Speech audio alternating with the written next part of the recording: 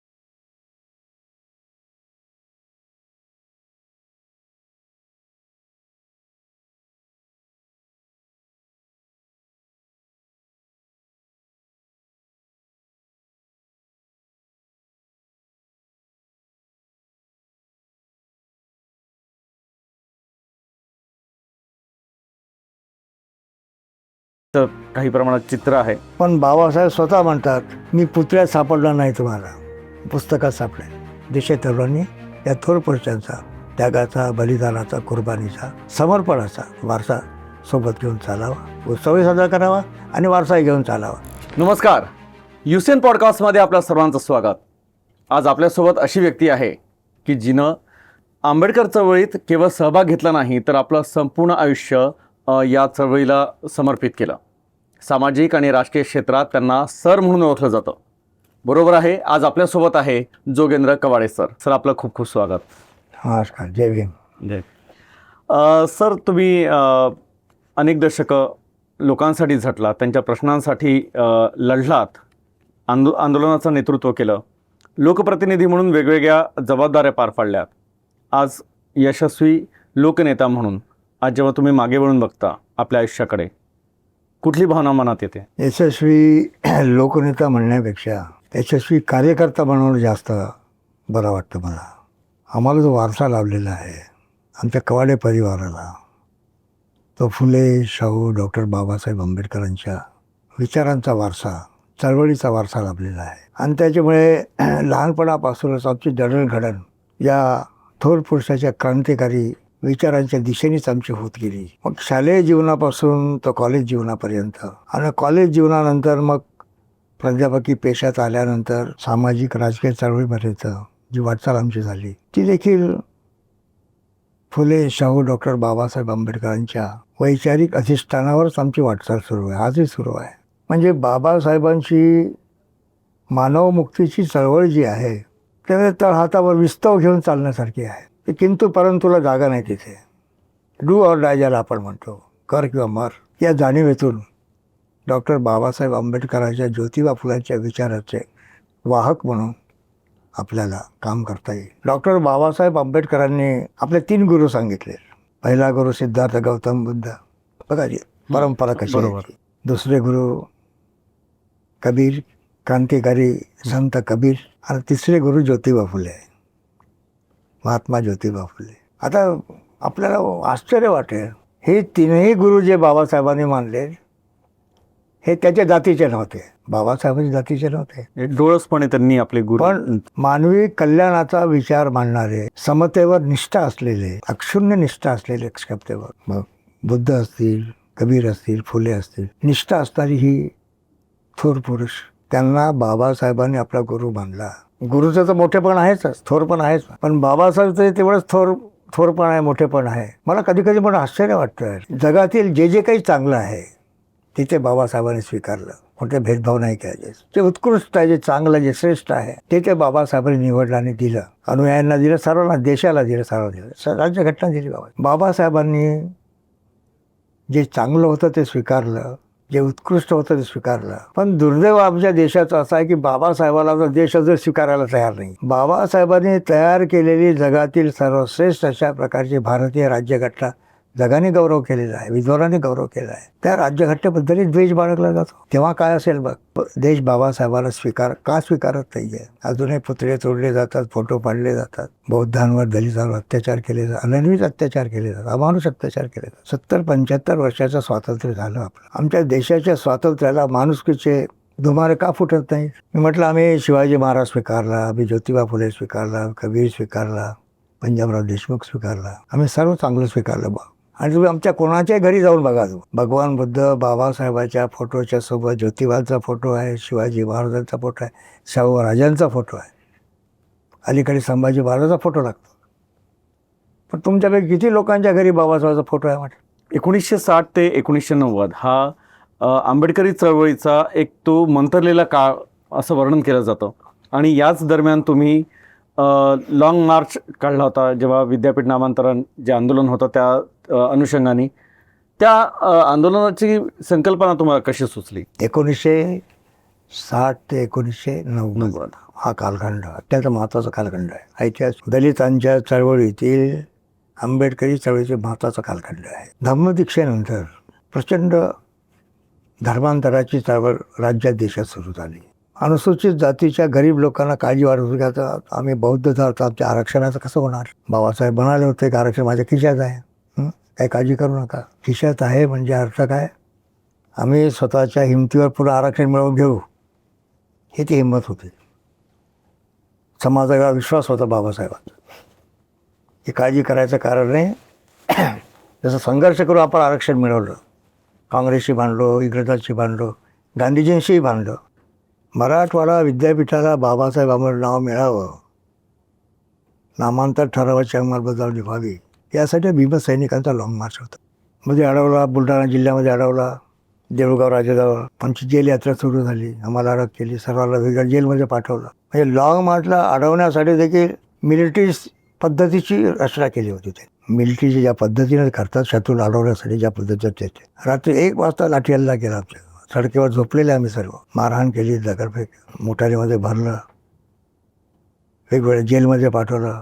मला मात्र नागपूरच्या जेलमध्ये नाही पाठवलं, मला पाठवलं अमरावतीच्या जेलमध्ये. मला करायचं मी तर अमरावतीच्या जेलमध्ये. म्हणजे तेव्हापासून जी जेल यात्रा सुरू झाली तर कमीत कमी 4 महिने या जेलमधून त्या जेलमध्ये, त्या जेलमधून त्या जेलमध्ये, असं ती जेल यात्रा आमची सुरू होती. दारव्याच्या जेलमध्ये, कधी मंगळूरपेठच्या जेलमध्ये. इकडनं जामीन मिळाला की लगेच दुसऱ्या पोलीस स्टेशन हजर असतात जेलच्या दारापुढे. निघालो की लगेच करू दुसऱ्या जेलमध्ये. असं ते हे सत्र सुरू होतं. दीक्षा समारंभामध्ये बाबासाहेब म्हणाले मी संपूर्ण भारत बौद्धमय करीन. म्हणजे काय करीन, सर्वांनी काय बुद्धम शरणम गच्छामी म्हटलं पाहिजे, धम्मम शरणम संघम शरणम गच्छ, असं नाही. तर ही समता, स्वातंत्र्य, बंधुत्व, सामाजिक न्याय, ही मानवी मूल्यांची प्रस्थापना होणं म्हणजे संपूर्ण देश बौद्धमय होणं, ही होती. ही ती संकल्पना होती बाबासाहेब. संविधानाच्या माध्यमातून ते साकार केलं त्या बाबासाहेबांनी. अलग लक्षात. म्हणून सुरुवातीला म्हणालो होतं की बाबासाहेबांना स्वीकारणं, बाबासाहेबांचा विचार स्वीकारणं, तर आभाळ एवढं मन लागतं बरं, साधी गोष्ट नाही आहे. माणसंही तेवढ्याच तोलामोलाची लागतात आणि मन आभाळ एवढं लागतं बाबासाहेबांचा विचार स्वीकारण्यासाठी. तेव्हा कुठे देश आमचा जगाची महाशक्ती बनू शकतो. बाबासाहेबांनी किती अपमान सहन केले देशामध्ये, पदोपदी अपमान सहन केला. तेवढा विद्वान म्हणून त्याला पाणी पिण्यात देतात. कॉलेजमध्ये प्राध्यापक होते, सडप कॉलेजमध्ये मुंबईच्या. तिथे पाण्याचं वेगळं, आपलं पाणी आणलं की नाही म्हणजे तुम्ही माठाला हात लावायला गेले. ही म्हणजे प्राध्यापक असताना देखील बाबासाहेबांना अशा पद्धती. सयाजीराव गायकवाडांच्या संस्थानामध्ये गेले, तिथेही चपराशी बाहेरून फेकायचा. का तर स्पर्श झाला तुम्ही बाटेल म्हणून, विटाळ होईल मला म्हणून. घर नाही मिळालं त्याला. कित्येक अपमान सहन केले, पदोपदी अपमान सहन केला बाबासाहेब. पण तरीही I am first Indian, last also I am Indian. पदोपदी बेइज्जती करण्यात आली बाबासाहेबांनी. पण ठणकावून सांगितलं माझी बेइज्जती ताई सहन करेल, पण माझ्या देशाची सुईच्या टोका एवढा देखील बेइज्जती कदापि आंबेडकर सहन करणारे सांगणारा बाबासाहेबच होता ना. भारत छोडो आंदोलन सुरू झालं देशामध्ये गांधीच्या नेतृत्वामध्ये. इंग्रजाला चले जावं म्हटलं. हे तर आधी बाबासाहेबांनी इंग्लंडमध्ये सुरू केलं होतं. गोलमेज परिषदेमध्ये बाबासाहेब जेव्हा गेले तेव्हा गांधीने बहिष्कार टाकला होता. आंबेडकरांना बोलावून बहिष्कार टाकला होता. गांधीजींनी नाही गेले होते. कारण गांधी म्हणणं होतं की मीच देशाचा प्रतिनिधी आहे, आंबेडकरला कशाला बोलवतं. त्या गोलमेज परिषदेमध्ये बाबासाहेबांनी इंग्रजांना ठणकावून सांगितलं, काँग्रेसचं गांधीचं माझं भांडण असताना आम्ही आमचं बघून घेऊ, पण इंग्रजांना तुम्ही आधी देश सोडून चालते व्हा. इंग्रजांच्या धर्तीवर जाऊन इंग्रजांच्या सभेमध्ये, इंग्रजांच्या प्रधानमंत्र्यांच्या सभेमध्ये ठणकावून सांगणं, इंग्रजांना तुम्ही चालते व्हा, माझा देश सोडून चालते व्हा, हे सांगण्याची हिम्मत. अपने गली में तो कुत्ता भी शेर होता है, पण शेर के गली में जाके शेर के ऊपर चल निकल बाहर, साधी गोष्ट आहे. अनेक नवीन नवीन शोध लागत आहेत, अनेक रोगांवर नवीन नवीन इलाज येत आहेत, पण जातीयवादाचा लागलेला असा रोग आहे की कोणतंच औषध काम करत नाही. स्वतः बाबासाहेब एका ठिकाणी म्हणतात, आमच्या देशात हायड्रोजन बॉम्ब जरी पडला, सर्व उद्ध्वस्त झालं, तर पहिलं जर काही पीक येईल जातीवादाचं पीक येईल, असं बाबासाहेब. 1980 ते 90च्या दशकामध्ये तुम्ही मुंबईतील हाजी मस्तानसोबत युती करून एका पक्षाची स्थापना केली होती. तसं पाहायला गेलं तर राजकीय क्षेत्रामध्ये मुस्लिम आणि दलित हे नवं समीकरण तयार करण्याचा प्रयत्न तुम्ही केला होता. त्याला विरोध देखील झाला आणि तुम्ही आंदोलन देखील याबद्दल केलं होतं कुठल्या मागण्यांसाठी. काय सांगाल त्याबद्दल? तसं आहे, ते नामांतराच्या आंदोलनामध्ये मी दलित मुक्ती सेनेची स्थापना केली होती आणि दलित मुक्तीची अत्यंत प्रभावी संघटना होती. ही अत्यंत प्रभावशाली आक्रमक अशा प्रकारची संघटना ओळखली जायला लागली. मध्यंतरी आमचे आंदोलन सुरूच होते, मोर्चे आंदोलन हे ते सर्व नामांतराचे, बाकी अन्य अत्याचाराच्या विरोधामध्ये. भिवंडी, ठाणा, गोवंडीमध्ये सांप्रदायिक दंगे झाले. त्यामध्ये अल्पसंख्याक समाजाचं मोठं नुकसान झालं. मानहानी म्हणजे प्राणहानी झाली, वित्तहानी झाली. तेव्हा दलित मुक्ती सेनेच्या वतीनं मुंबईमध्ये आम्ही जवळजवळ 50-60 हजाराचा मोर्चा काढला. मागणी एकच होती,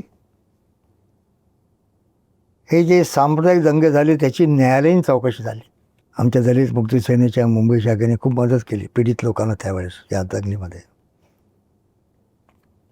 त्या एका मागणीसाठी त्याची सखोल चौकशी झाली पाहिजे, न्यायालयीन चौकशी झाली पाहिजे आणि जे उपद्रवखोर असतील त्याच्यावर कारवाई झाली पाहिजे, कोणीही असू दे.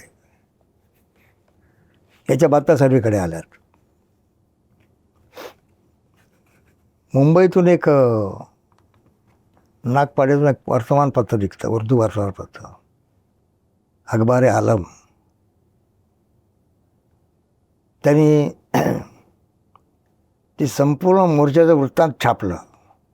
म्हणजे त्यांना असं वाटलं की मुसलमानाबद्दल बोलणारा असा कोणता संघटना आहे जी मुसलमानाच्या बद्दल बोलते आहे, त्याच्या हक्काबद्दल बोलते आहे. आणि त्याच्यामुळे ते सर्वीकडे ते व्हायरल झालं. मग मोठी बातमी छापली. मग त्यात अखबार आलमचा वर्धापन दिवस होता तिकडेच मस्तान तलाव नागपाड्याला. तिथे अखबार आलमचे संपादक खलील जाहेद वगैरे लोकांनी दिलीप कुमारच्या अध्यक्षतेखाली एक मोठी मीटिंग बोलवली. म्हणजे सोहळाच होता तो, वर्धापन दिन म्हणजे अखबार आलम. त्याच्यामध्ये हाजी मस्तानलाही बोलवलं होतं. तोपर्यंत माझी काही भेट नाही, काही नाही. म्हणजे विराट सभा झाली, 1,00,000-1.5 लाख लोक त्या सभेला असतील.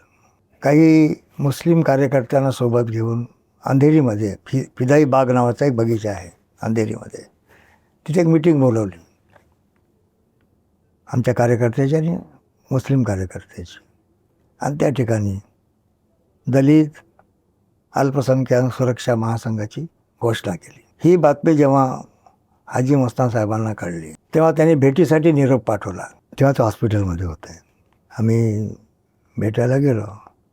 त्यांनी आनंद व्यक्त केला, अच्छे अल्पसंख्यक समाज के साथ में लेकर काम करना चाहते, बहुत अच्छी बात है बोले, लेकिन मैं इसमें एक सुझाव देना चाहता हूँ बोले, दलित अल्पसंख्यक की जगह दलित मुस्लिम अल्पसंख्यक ऐसा आप जाइए, मुस्लिम शब्द जोड़ दीजिए बोले उसके अंदर. मग त्यांच्या इच्छेचा सन्मान करून त्या दलित अल्पसंख्याक सुरक्षा महासंघ दलित मुस्लिम अल्पसंख्याक सुरक्षा महासंघ झाला. मी संस्थापक अध्यक्ष आणि ते कार्याध्यक्ष अशी ती भाषा. आणि त्याच्यामुळे सर्वीकडे मोठं वादळ निर्माण झालं ना. आलं का लक्षात? म्हणजे ते एक अनपेक्षित घडामोड होती आणि ते एक राजकीय समीकरण जे जुळून आलं होतं ते अनपेक्षित होतं. अत्यंत अनपेक्षित. आणि ते मलाही नवलच वाटलं की असं कसं होऊन गेलं म्हणून. आलं का लक्षात? लोकसत्तेमध्ये छोटीशी एक बातमी होती फ्रंट पेजवर, कवाडे मस्तांची भेट आज होणार, अशा प्रकारची एक बातमी कुठेतरी. कार्यकर्त्यांनी मला दाखवलं, माझ्या मस्तान को जानता भी नाही. हां, कसं काय? हां, कोण आहे मस्तान? ती एक पण दलित मुस्लिम अल्पसंख्याक सुरक्षा महासंघ हा काय राजकीय हेतूने स्थापन केलेली संघटना होती. हे शुद्ध सामाजिक स्तरावर काम करणारी संघटना म्हणून आम्ही स्थापन केली.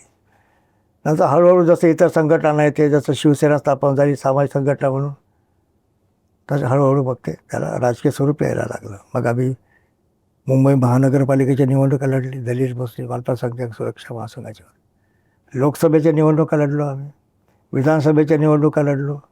मुंबईमध्ये आमचे 2 नगरसेवक निवडून आले मुंबई महानगरपालिकेमध्ये.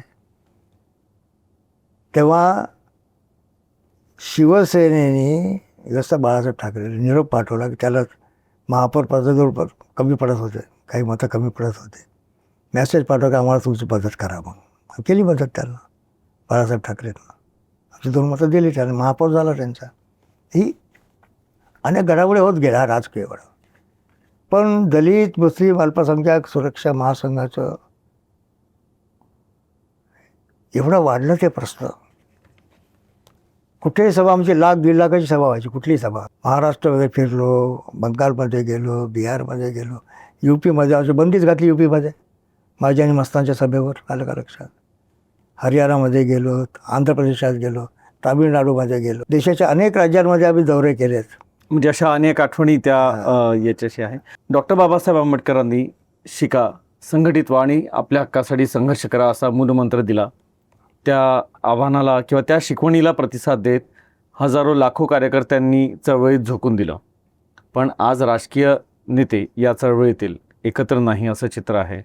यावर काय सांगाल? हे दुखणंच आहेच. आपण जे म्हणतो ना, आंबेडकरी चळवळीला म्हणण्यापेक्षा रिपब्लिकन चळवळीला लागलेलं दुखणं आहे. अनेकदा प्रयत्न झालेत, विस्कटलेली घडी नीट व्हावी, नेत्यांनी एकत्र यावं, त्या माध्यमातून समाज जोडला जाईल, आपली संघशक्ती एकत्रित शक्ती उभी होईल, राजकीय शक्ती आपण उभी करू शकू. सत्य जरी आलो नाही तरी सत्तेला वाकवू शकू, झुकवू शकू, अशा प्रकारची शक्ती आपण निर्माण करू शकतो. आम्ही सारे प्रयत्न केला.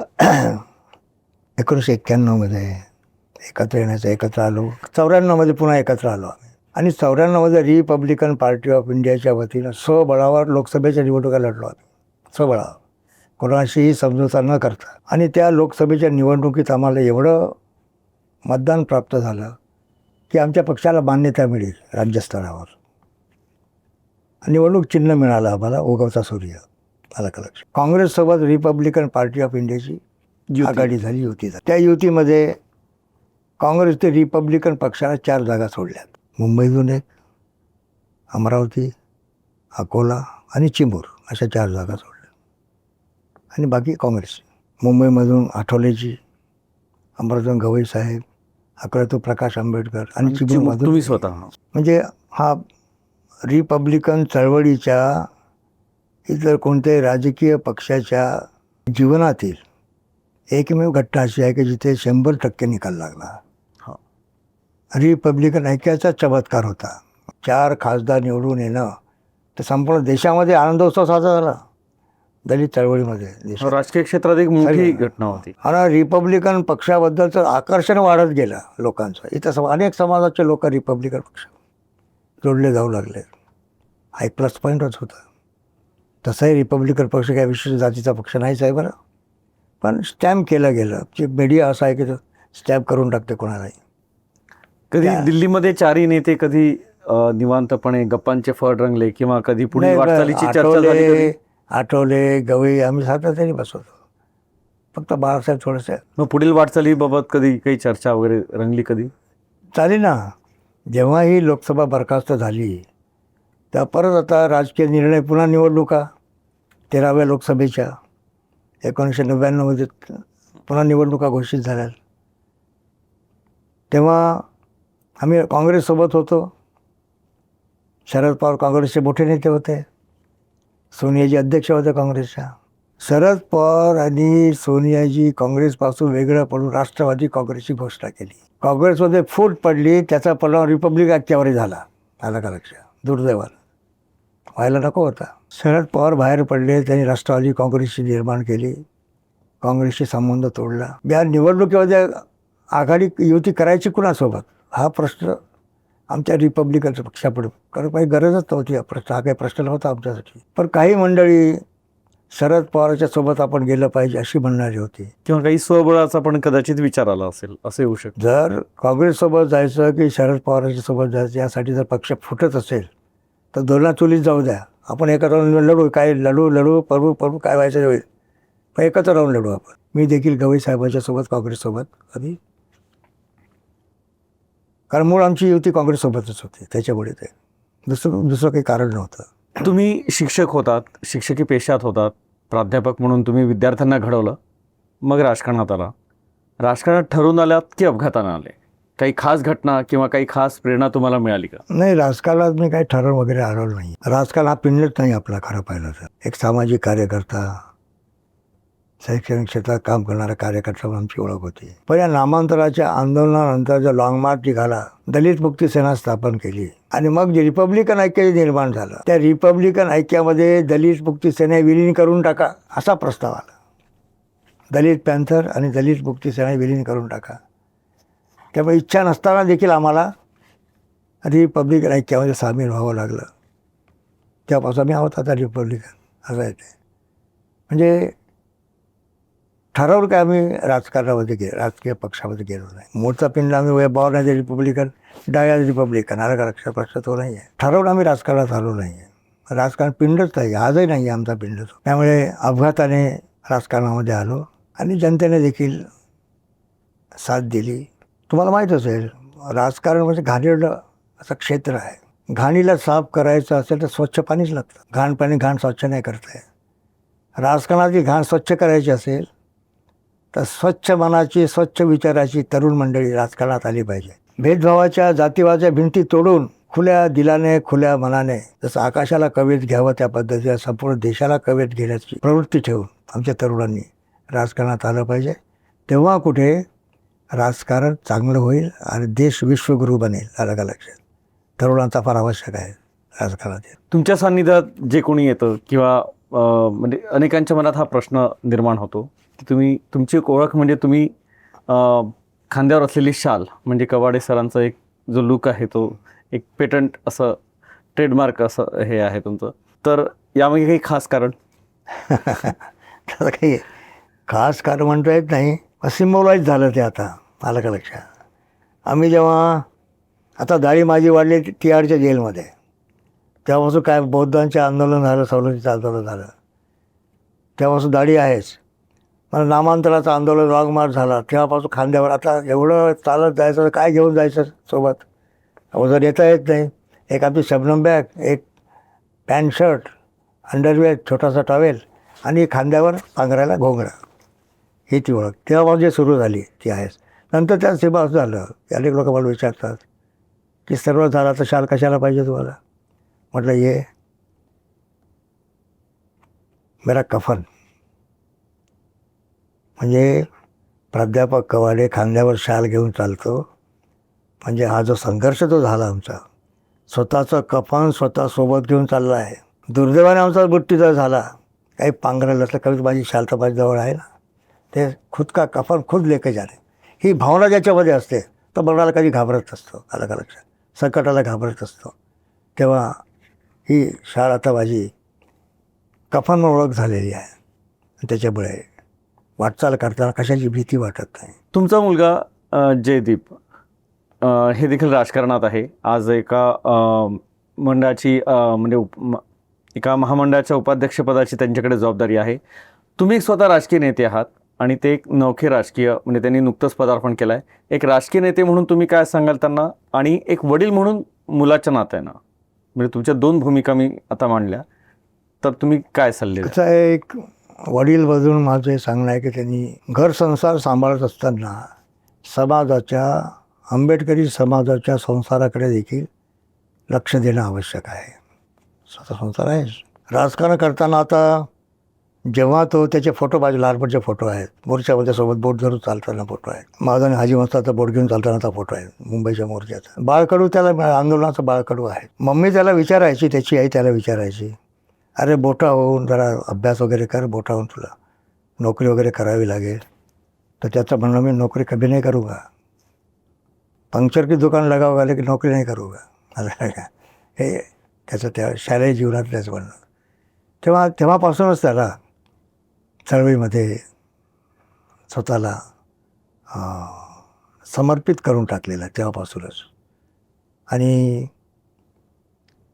हे 16 वर्षाचं जे आंदोलन चाललं आहे, अत्यंत हालअपेष्टा देखील सहन करावं लागेल माझ्या परिवाराला आर्थिक दृष्टिकोनातून. ते त्यांनी सहन केलेलं आहे. म्हणजे जेल यात्रा सुरू असताना घरी बँकेत खात्यात जसं पैसे संपलेले, घरी काही नाही. माझी पहिली मुलगी झाली तेव्हा तांदळाची पेज पाजून माझ्या मुलीला मोठं केलं माझ्या बायकोने, अशी अवस्था होती. ही लहानपणापासून तो सहन करतो आहे, बघतो आहे, चळवळ बघतो आहे, अनुभवतो आहे, स्वतः भाग घेतो आहे. त्याच्यामुळे चळवळीचं बाळकडू त्याला लहानपणापासूनच मिळालं. त्याच्यामुळे बाप राजकारणी म्हणून मुलगा असाचा भाग नाही येतो, त्याच्या आवडीचा भाग आहे. पालकापेक्षा चॉईस. आपण बोलायचो काय व्हायचं आहे तुला, डॉक्टर, इंजिनियर, वकील, काय, ती त्याची चॉईस होती. तर त्याची चॉईस तिथे आला. मी आणलं नाही त्याला, त्याची चॉईस होती, तो आला, आपलं काम करतो आहे प्रामाणिक. फक्त एवढंच मला सांगणं आहे, जे काही करशील राजकारणात ते प्रामाणिकपणे कर. किती वर गेलास तरी जमिनीवरचे पाय सोडून देऊ नकोस तुझे पालकाच्या. शेवटी आकाशात उडणाऱ्या पक्षाला देखील जमिनीवर यावंच लागतं, आलं का लक्षात. हे माझं त्याला सांगणं आहे. त्याच्यामुळे प्रामाणिकपणे जे काही करायचं राजकारण इमानदारीने करायचं, जनतेची प्रामाणिकपणे सेवा करायची, जमत असल्यास सेवा करायची, नसल्यास जमत घरी बसायचं. पण बेईमानी करून, उलटे सुलटे कामं करून राजकारणात राहायचं नाही. ज्या दिवशी मला कळेल त्या दिवशी तुझा आणि माझा संबंध उरणार नाही, सांगितलं मी त्याला. स्वेच्छेने आला राजकारणात, आणलं नाही, त्याचा चॉईस होता. त्याचा मी आता विचारतो ना, आता माझी मोठी मुलगी वैशाली, तिचा लहानपण स्वभाव असा होता की मला ती डॉक्टर झाली पाहिजे असं मला वाटायचं. तिचा एकदा स्वभाव वगैरे पाहून मी तिला म्हणालो, नाही बरे पप्पा, म्हणाला का डॉक्टर नाही व्हायचं, काय व्हायचं, वकील व्हायचं आहे. का, बाबासाहेबाचं वकील, बाबासाहेबासाठी वकील व्हायचं आहे. नाही, 40 होती झाली वकील ती. आता तीच कोकणामध्ये चांगली वकील आहे, ती नाव आहे तिचं वकिली व्यवसायामध्ये. तर ही चॉईस आलेला आहे, आणले गेलेलं नाही आहे. हा एक फरक आहे. दिवंगत नेते अजित पवार हे लोकनेते म्हणून ओळखले जायचे. त्यांचा आणि तुमचा संबंध आलाच, तुमचा म्हणजे घनिष्ठ परिचय होता. त्यांच्या गुणांबद्दल काय सांगाल? काही खास आठवण, काही नाही, खास कसं आहे, अजितदादा पवार म्हणजे राजकारणात बेधडक व्यक्तिमत्व, आलं का लक्षात, सडेतोड व्यक्तिमत्व, कोणाचीही मुलायजा न करणारं व्यक्तिमत्व. जे असेल ते तोंडावर बोलायचं असं ते व्यक्तिमत्व. पण राजकारण असे फार कमी लोक असतात. बोटचेपीपणा जास्त असतं राजकारणी लोकांमध्ये, तसं त्याच्यात नव्हतं. जे काय असेल ते सरळ सरळ सांगून मोकळे व्हायचे ते. माझ्यावर एकदा असाच प्रसंग आला होता. त्यांनी मला सांगितलं, नाही म्हणे कवाडेसाठी काही जमणार नाही म्हणे, होणार नाही म्हणे. स्पष्टपणे त्यांनी सांगितलं. संपला विषय. त्यांनी संपवला, मी संपवून टाकला.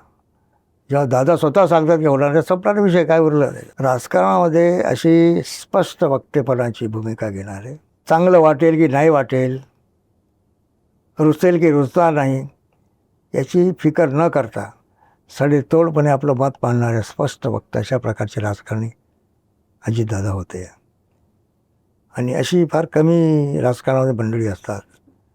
नाहीतर पाहू बघू वगैरे सारखे बोटचेपेपणा करणारे नेते जास्त असतात. तसं काही अजितदादामध्ये नव्हतं आणि विकासाच्या दृष्टिकोनातून देखील त्यांचा जो ध्यास होता तो देखील वाखाणण्यासारखा होता. एक चांगलं व्यक्तिमत्व, एक चांगला राजकारणी दुर्दैवानं अपघातामध्ये आम्ही गमावून बसलो, याचं दुःख आहेच. अजितदादाच्या नंतर जी पोकळी निर्माण झालेली आहे, त्यांच्या पक्षात झाली की नाही माहीत नाही, पण सामाजिक आणि राजकीय क्षेत्रात जी पोकळी निर्माण झालेली आहे त्याचं फार मोठं नुकसान झालेलं आहे निश्चितच. शरद पवार साहेबांशी तुमचं बोलणं होतं का? शरद पवार साहेबांचे माझे फार घनिष्ठ संबंध शरद पवार साहेबांशी आले. विदर्भामध्ये राष्ट्रवादी काँग्रेसचा विशेष प्रभाव नव्हता. तो प्रभाव निर्माण व्हावा यासाठी आमच्या पीपल्स रिपब्लिकन पक्षासोबत त्यांनी बऱ्याचदा प्रयत्न केले आघाडी करण्याचा. शेवटी आबा पाटील यांच्या माध्यमातून ते दोन तर माझ्या घरी येऊन गेले आणि ते विनंती केली सोबत आपण आघाडी करूया. शेवटी दिल्लीमध्ये आमची बैठक झाली पवारसाहेबांच्या घरी बंगल्यावर. जेवण वगैरे सोबतच झालं आणि त्याच ठिकाणी ठरलं की आता आमच्या पीपल्स रिपब्लिकन पक्षाची पवारसाहेबांच्या नेतृत्वात किंवा दादावरसोबतच चालू होतं राष्ट्रवादी काँग्रेस आघाडी झाली. त्यामध्ये काही देण्या घेण्याचं काही ठरलं नव्हतं बरं. आमचं आघाडी मला हे देऊ ते देऊ अमुक करू काहीच ठरलं नाही. एकदा मुंबईला आम्ही असताना अचानक पवारसाहेबांचा फोन आला. अहो कवाडे साहेबांनी तुमचे बायोडाटा पाठवून द्या म्हणे. मी म्हणलं मला काय नोकरी बिकरी करायची नाही म्हटलं, कशाला बायोडाटा पाहिजे सर. बायोडाटा पाठवला त्यांच्याकडे आणि तिसऱ्या चौथ्या दिवशी राज्यपालचं नॉमिनेशन होतं विधान परिषदेवर, त्यात माझं नाव आलं त्यांच्या कोट्यातून. हे जेव्हा पेपरमधून मला कळलं, मी साहेबांना भेटायला गेलो आणि म्हटलं असं काय करलं, मी एक खासदार राहिलेला माणूस, मला तुम्ही आमदार बनायला निघालेलं, कसं दिसते मला. काही काळाकरता ठीक आहे म्हणजे थोडंसं लोकांची कामं वगैरे होतात म्हणे, सर्व होतात, पुढे बघू म्हणे काय करायचं ते, असं म्हणून त्यांनी. म्हणजे बघा, राष्ट्रवादी काँग्रेससोबत आमची आघाडी झाली आणि न मागता स्वतः शरद पवार साहेबांनी राज्यपाल नॉमिनी म्हणून माझं नाव सुचवलं आणि मी महाराष्ट्र विधान परिषदेचा आमदार झालो. अलग लक्षात शरद पवार साहेबांचा मोठेपण. ज्या विदर्भातून तुमचं राजकारण घडलं, तुम्ही आंदोलनाची सुरुवात केली, त्याच विदर्भाच्या राजकीय तालमीत देवेंद्र फडणवीस हे तयार झाले आणि आज ते राज्याचे मुख्यमंत्री आहे आणि या सरकारला तुमच्या पक्षाचा पाठिंबा देखील आहे.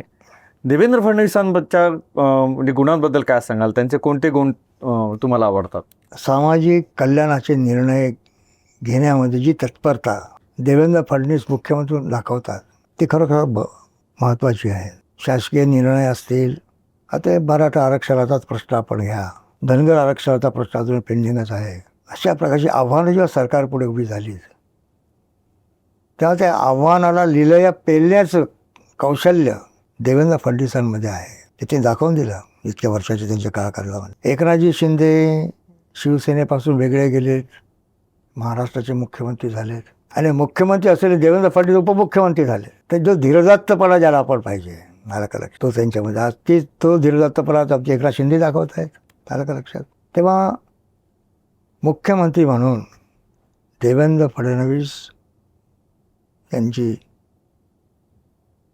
जी कारकीर्द आहे आत्तापर्यंतची, पूर्वीची होऊन गेली आत्ताची, त्यामध्ये महाराष्ट्राच्या विकासाकडे लक्ष देताना महाराष्ट्रातील जे उपेक्षित घटक आहेत त्यांच्याकडे विशेष लक्ष देण्याची गरज आहे, एवढंच मला सांगावं असं वाटतं.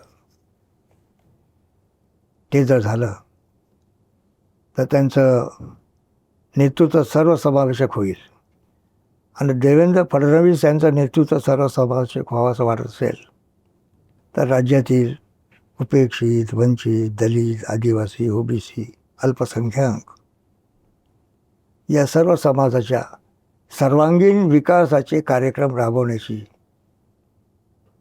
प्रक्रिया त्यांच्या सरकारने सुरू केली पाहिजे असं मला वाटतं.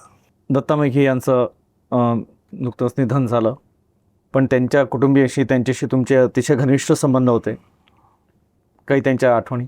दत्ताजी मेघे हे फक्त साधे नेते नव्हते. फिनिक्स पक्षाबद्दल आपण सांगतो ना, राखेतून आकाशात झेप घेणारा फिनिक्स पक्षी, गरिबीतून वैभवाकडे, सामाजिक, राजकीय, आर्थिक वैभवाकडे झेप घेण्याचं काम दत्ता भाऊ मेघे सारख्या फिनिक्स पक्षाने केलं. माझे फार निकटचे मित्रही होते, स्नेही होते. त्यांचा वाढदिवस असला की एक शाल घेऊन नेहमी त्यांच्याकडे जायचो. आणि 1 एप्रिलला माझा वाढदिवस असला की एक कार घेऊन माझ्याकडे यायचे ते शाल घेऊन. ही अशी आमची मैत्री होती. ते मंत्री असताना देखील लोकांची कामं करण्यासाठी मी जेव्हा त्यांच्याकडे जायचो, अगत्यपूर्वक लोकांचे प्रश्न ते समजून घ्यायचे आणि सोडवण्याचा प्रयत्न करायचे. लोकनेता ज्याला आपण म्हणतो, आणि विशेषतः विदर्भाचा कर्मठ नेता ज्याला आपण म्हणतो, मृदुभाषिक, कोणा दुखावणार नाही, सर्वसमावेशकता त्यांच्यामध्ये. एवढं सर्व करताना त्यांनी राजकारण करताना शैक्षणिक क्षेत्राकडे विशेष लक्ष दिलं. म्हणजे मेडिकल कॉलेजेस, इंजिनिअरिंग कॉलेजेस, उच्च शिक्षणाच्या ज्या सोयी, विशेषतः गोरगरीब जनतेच्या लेकरांसाठी ज्या सोयी त्यांनी उपलब्ध करून दिल्या, अत्यंत मौलिक अशा प्रकारचं काम दत्ताभाऊ मेघे यांनी केलं. असा एक मित्र, एक कल्याणकारी मित्र, समाज कल्याणकारी मित्र त्यांच्या जाण्यामुळे विदर्भाने, महाराष्ट्राने गमावलेलं आहे. याचं दुःख आम्हाला आहेच. त्यांच्या परिवाराशी देखील आमचे सागर मेघे असतील, आमदार मुलगा त्या समीर मेघे असतील, त्यांच्या परिवाराशी देखील आमचे चांगले संबंध आहेत. सागर आणि समीरची नेहमीच भेट होत असते. परवा देखील श्रद्धांजली सभेमध्ये मी होतोच त्यांच्या. एक चांगला नेता, चांगला व्यक्तिमत्व आणि जनसामान्य जनतेची काळजी करणारा नेता आम्ही गमावून बसलो आहे दत्ताभाऊच्या रूपाने. म्हणजे न विसरणारी अशा प्रकारची आठवण दत्ताभाऊंची आमची आहे. आता काय आठवणच उरली, दुसरं काय आता. सध्याची राजकीय स्थिती पाहता तुम्ही सर्व आंबेडकरी नेत्यांना पुन्हा एकत्र आणण्याचे प्रयत्न करणार का? सर्व आंबेडकरी नेत्यांना, आंबेडकरी गटांना, रिपब्लिकन गटांना एकत्र आणण्याची प्रक्रिया नॉनस्टॉप सुरू आहे, न थांबणारी प्रक्रिया आहे. आणि त्यामुळे सातत्याने आमचे प्रयत्न सुरू असतात. कधी आठवले साहेबांची भेट होते, कधी गवई साहेबांच्या पक्षाचे नेते राजेंद्र गवई साहेबांची भेट होते, कधी सुलेखाताईंची भेट होते. तर रिपब्लिकन चळवळीमध्ये काम करणारी जेवढी मंडळी आहेत, त्या सर्वांच्या गाठीभेटी घेत असताना प्रश्न तोच, चर्चेचा मुद्दा तोच असतो, आपण एकत्र केव्हा येणार. मला असा विश्वास आहे, मी मोठा आशावादी माणूस आहे. आता काही निवडणुकीचा काळ नाही आहे. आता खरी ऐक्याची गरज आहे. निवडणूक आली का मग हे करा, जवळ या, मग ते नाटकं चालतात. त्यापेक्षा आता शांततेचा काळ आहे. शांततेच्या काळात जेवढे घाम गाळाल तेवढे युद्धामध्ये यश जास्त मिळतं असं म्हणतात. कमी रक्त चालवावं लागतं. आता हा शांततेचा काळ आहे, निवडणूक नाही, काही नाही. आता ठीक आहे, पंचायत समिती जिल्ह्यामध्ये येतील ते बघू. तर या काळामध्ये माझा प्रयत्न असा आहे की सर्व रिपब्लिकन नेत्यांची एकत्र आणावं, एक बैठक घ्यावी आणि त्यांना ऐक्याबद्दल त्याला काय वाटतं त्यांनी सांगावं. ज्यांना वाटतं अध्यक्ष हो अध्यक्ष, आणि तुझ्या जे काही काम करू, आम्हाला काय फरक पडतो, आम्ही तर कार्यकर्तेच आहोत. आलं का लक्षात? तेव्हा कोणत्याही प्रकारचा इगो, कोणत्याही प्रकारचा अहंकार, कोणत्याही प्रकारचा स्वार्थ मनामध्ये न ठेवता, खुल्या दिलानं, खुल्या मनानं, केवळ समाजहितासाठी आणि आंबेडकरी राजकारण हे शक्तिशाली व्हावं, यासाठी दखलपात्र व्हावं, यासाठी हे करणं अत्यंत आवश्यक आहे. त्या दृष्टिकोनातून आमचे प्रयत्न सुरू आहेत. येत्या काही दिवसामध्ये ज्या हालचाली आमच्या सुरू आहेत त्याची कल्पना आपल्याला येईलच. वर्तमानपत्राच्या माध्यमातून, इलेक्ट्रॉनिक मीडियाच्या माध्यमातून सर्वांना कळेलच. पण निश्चितपणे रिपब्लिकन ऐक्य ही काळाची गरज आहे. आंबेडकरी समाजाचं ऐक्य ही देशाची गरज आहे. आणि त्याच्यामुळे आम्ही सर्वांनी योग्य तो विचार करून, कोणत्याही प्रकारचा अहंकार मनामध्ये न ठेवता, कोणत्याही प्रकारची द्वेषभावना स्वार्थ भावना मनात न ठेवता जर आम्ही एकत्र आलो तर निश्चितपणे समाजात देशाचा भला झाल्याशिवाय राहणार नाही. धन्यवाद. सर, शेवटचा प्रश्न. आपले जे थोर पुरुष आहे आपल्या देशाचे, डॉक्टर बाबासाहेब आंबेडकर असो किंवा छत्रपती शिवाजी महाराज असो, त्यांचा वैचारिक वारसा पुढे नेणं किंवा त्यांच्या विचारांचा अध्ययन करणं याऐवजी त्यांची जयंती ही DJ पुरतंच मर्यादित असल्याचं आजच्या तरुणाचं काही प्रमाणात चित्र आहे. आजच्या तरुण पिढीला काय सांगा? थोर पुरुषाचे जन्मोत्सव आनंदोत्सव साजरे करणं झालेच पाहिजे. पण बाबासाहेब स्वतः म्हणतात, मी पुतळ्यात सापडला नाही तुम्हाला, पुस्तकात सापडेल. नाचावं, आनंदोत्सव साजरा करावा, पण हे करत असताना देखील हा थोर पुरुषाचे विचार देखील मस्तकामध्ये डोक्यात आले पाहिजे. तर तो खरा उत्सव साजरा होईल. असा प्रयत्न आमच्या तरुणांनी केला पाहिजे. पद्धतशीर ठरवून केला पाहिजे. थोर पुरुष बाबासाहेब जयंती असेल, शिवाजी महाराजाची असेल, नेहरूजींची असेल, गांधीजींची असेल, त्या थोर पुरुषाची जयंती, ज्योतिबा फुलेंची असेल, शाहू महाराजांची असेल, संभाजी महाराजांची असेल, ज्या थोर पुरुषांची जयंती आपण साजरी करतो, उत्सव साजरे करतो, हे उत्सव तर झालेच पाहिजेत. आलं का लक्षात? तो चैतन्याचा एक भाग असतो, उत्स्फूर्त चैतन्याचा तो आविष्कार असतो. मन आणि मस्तक यामध्ये देखील त्या थोर पुरुषांच्या विचारांचे पेरणी झाली पाहिजे. आलं का लक्षात? म्हणजे थोर पुरुषाचं स्वप्न उगवेल, ती पेरणी झाली तर थोर पुरुषाचं स्वप्न उगवेल आणि देशाला नवीन दिशा मिळेल. त्यामुळे तरुणांनी नाचावं, बागडावं, धूम करावी, मस्ती करावी.